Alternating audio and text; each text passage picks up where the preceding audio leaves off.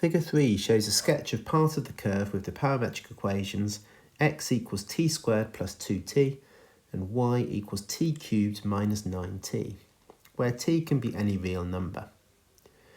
The curve cuts the x-axis at the origin and at the points A and B shown in figure 3.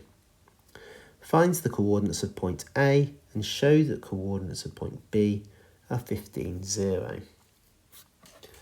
So, key thing I know at point A and at point B is that the y coordinate is equal to 0.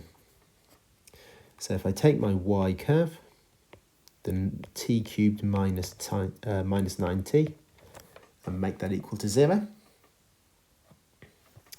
I'm going to factorise a t outside here. And now I can see that t is going to either equal 0 from here, or from the t squared is equal to 9, either t is going to be 3, or t is going to be minus 3. Let's now substitute those values of t into my x equation to work out the x coordinates of each of these points. So substituting 0 into the x equation, I get 0. Substituting 3 into that equation, I get 3 squared plus 2 times 3, so that's 15. And substituting minus 3 into that equation, I get 3. So we've got the 3 coordinates, we've got 0, 0, which is obviously the origin. We've got 15, 0, that's the coordinate B that we needed to show. And then we've got the coordinate 3, 0, so that's point A. Part B of this question says, to show that the equation of the tangent to the curve at B is 9x minus 4y minus 135 is equal to 0. So the tangent at B, this is point B, so let's remember that, where t was 3. So tangent, let's get our gradient function first of all. So the gradient function, dy by dx, is going to be dy by dt divided by dx by dt. Differentiating my x function, I get 2t plus 2. Differentiating my y function, I get 3t squared minus 9. So let's substitute those into the gradient function to get 3t squared minus 9 over 2t plus 2. And remember, I want the gradient at point B, where t was 3. So substituting 3 in here,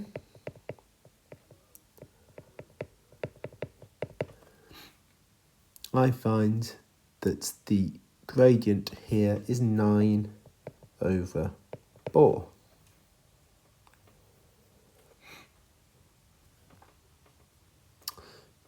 Then I can do y equals mx plus c. So y equals mx plus c. And I know that the tangent is at point B, so it has the coordinate 15, 0.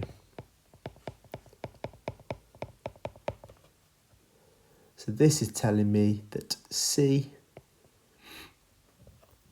is going to equal minus 135 over 4. So therefore my equation is y equals 9 over 4x minus 135 over 4 times 3 by 4. And move everything over to the right hand side, so I get 9x minus the 4y minus 135, which is what we needed to show. So that's the equation of my tangent at B. Part C. we are told that the tangent to the curve at B, so let me draw this on, the tangent to the curve at B, so this is what we just found a moment ago, that meets the curve again, here, meets the curve again at point X. Find the coordinates of point X. So this is basically saying to do simultaneous equations, because we're talking about where there's an intersection between our tangent and the curve. So, simultaneous equations. Easiest way for me to do this is for me to substitute the t squared plus 2t in instead of the x here, and then to substitute the t cubed minus 9t instead of the y here.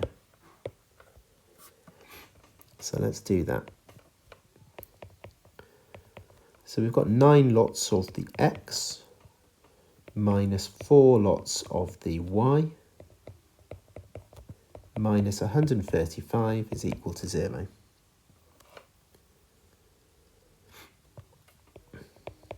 Expanding the brackets.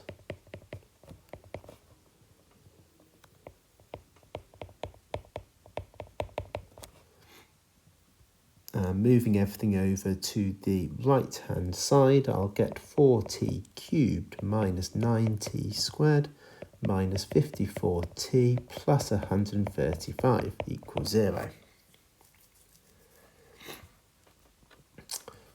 Solving that cubic equation, we can use our calculator to do this. We could do this with the factor theorem, because we know that t equals 3 is a solution for this already, because excuse me, because we know t equals 3 there. So we already know that is one solution, so we could say that, do some algebraic division here, and so on. But we do have the equation solver on your calculator, so we can use that as well. So solving this, we find that t is either equal to 3, that we already knew, or 3, it's a repeated solution because it's a tangent, or the extra solution that we needed is t is minus 15 over 4. Substituting that then into our x and y parametric equations, and I find that the point x is the coordinate 105 over 16 and minus 1215 over 64.